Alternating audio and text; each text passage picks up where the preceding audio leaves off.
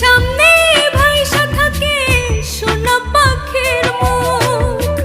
দূর প্রবাসী একলা থাকে, কষ্ট লাগে খুব। চোখের সামনে ভাইসা থাকে সোনা পাখির মুখ।